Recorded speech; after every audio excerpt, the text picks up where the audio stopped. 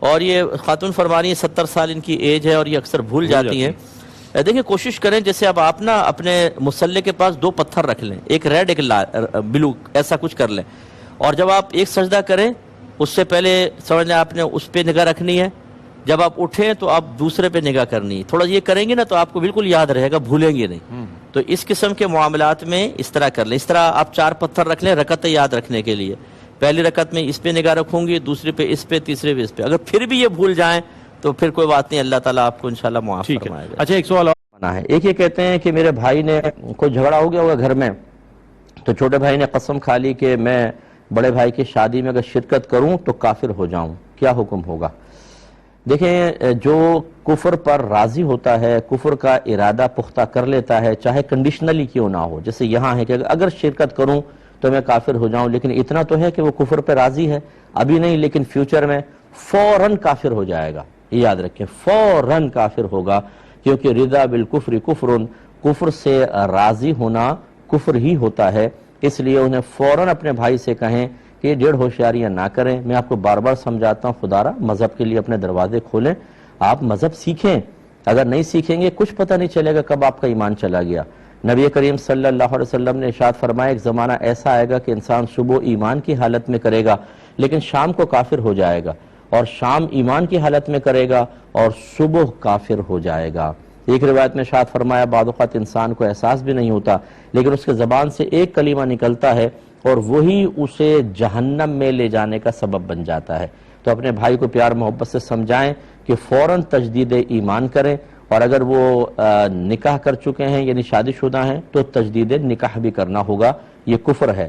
اس لیے آئندہ اس قسم کی کوئی چیز نہ کریں, اور جب وہ کلمہ وغیرہ پڑھ لیں تو پھر شادی میں شرکت کریں, کوئی مسئلہ نہیں ہوگا.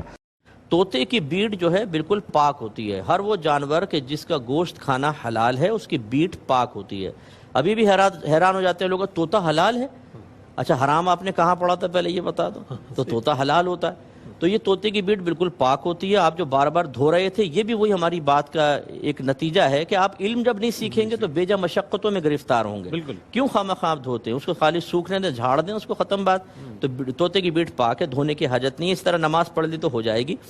جس سے اچھا یہ اگر بیٹ کا ہی نہیں پتا طوطے کی یا کوے کی یا کسی اور, تو کیسے گھر میں تو پھر پتہ چل ہی جاتا ہے نا. جیسے باہر گزر رہا ہے انسان برادری میں, بہت سارے ظاہر پرندے ہوتے ہیں, تو کیسے آئیڈیا ہوگا کہ مطلب یہ کس چیز کی بیٹ؟ مسئلہ یہ ہے کہ اگر تو چڑیا کی, کبوتر کی, جن کا گوشت کھانا حلال ہے اور شکاری پرندے نہیں ہوتے ان کی بیٹ تو پاک ہے.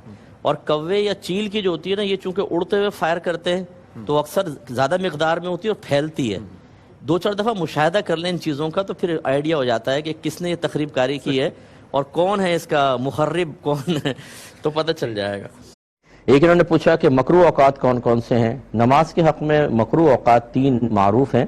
ایک طلوع آفتاب, ایک غروب آفتاب, اور تیسرا زوال کا وقت ہوتا ہے. طلوع آفتاب کا مطلب ہے جب سورج کی پہلی کرن نکلتی ہے اس کے بعد سے لے کر 20 منٹ تک, یعنی جب سورج میں تیزی آ جائے, پہلی کرن نکلے تو آپ سورج کے اوپر نگاہ جما سکتے ہیں, اور پھر سورج میں اتنی تیزی آ جاتی ہے تھوڑی دیر بعد ہی کہ نگاہ ڈالیں تو آنکھیں خیرہ ہونے لگ جاتی ہیں. یہ جو ٹائم پیریڈ ہے یہ ہے طلوع آفتاب. اب یہ کتنا ہوگا یہ مختلف اندازے فقہا نے کیے ہیں. ہم 20 منٹس کا حکم دیتے ہیں, بعض 10 منٹس کا بھی دیتے ہیں کہ جی پہلی کرن نکل کے 10 منٹ بعد بس آپ نماز پڑھ سکتے ہیں. لیکن ہم جو اس قول پر عمل کرتے ہیں وہ 20 منٹس کا ہے کہ جب پہلی کرن نکلے اس کے بعد 20 منٹ تک آپ کوئی نماز نہ پڑھیں, یہ طلوع آفتاب ہے. اسی طرح غروب آفتاب جب سورج مکمل ڈوب جائے اس سے پہلے 20 منٹ جو ہیں, یا یوں کہہ لیں کہ عصر کا جو ٹائم ہے اس کے لاسٹ 20 منٹس جو ہیں وہ غروب آفتاب کہلاتے ہیں. اور زوال کا وقت جو ہوتا ہے یہ مختلف علاقوں میں مختلف ہوتا ہے. یہ آپ اگر کیلنڈر لے لیں تو اس میں لکھا ہوتا ہے طلوع فجر, اس کے بعد لکھا ہوتا ہے دحوہ کبریٰ. یہ طلوع فجر پھر طلوع آفتاب, اس کے بعد ایک تیسرے خانے میں لکھا ہوگا زوال آفتاب یا دحوہ کبریٰ, اور اس سے اگلے خانے میں لکھا ہوتا ہے ظہر.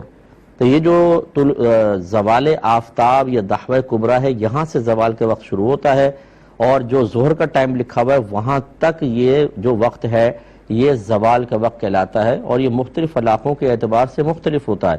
لوگ یہ سمجھتے ہیں 12 بجے زوال ہوتا ہے, نہیں, آپ کے خود پاکستان میں ہمارے کراچی میں کبھی 11:30 ہوگا, 11:35, 11:40 اور پھر وہ کبھی پونا گھنٹہ تک رہتا ہے، کبھی آدھا گھنٹہ تک رہتا ہے، اور یہ صرف دن میں رہتا ہے، یہ بھی یاد رکھیں رات میں نہیں ہوتا۔ بعض کہتے ہیں رات میں بھی 12 بجے نماز نہ پڑھو، زوال کا وقت ہوتا ہے، یہ دن کے اندر صرف ہوتا ہے، اور آپ کو یہ کیلنڈر ضرور لینا پڑے گا، ویسے آپ اندازہ نہیں کر سکتے۔ اس کا طریقہ ہے خیر، لیکن وہ بہت ہی لینتھی ہے، اور وہ پھر میں یہاں پہ بھی بیان کر کے آپ وہ پریکٹیکل کریں گے اتنے اچھے انداز سے نہیں کر سکتے ہیں، تو اس لیے وہ کیلنڈر بہترین چیز ہوتی ہے۔ دعوی کبریٰ دیکھ لیں، زوال آفتاب یہاں سے زوال کا وقت شروع ہوگا، اگلے خانے میں ظہر کا وقت لکھا ہوگا، اس سے پہلے یہ بیچ میں ٹائم پیریڈ ہے، یہ ہے زوال کا وقت۔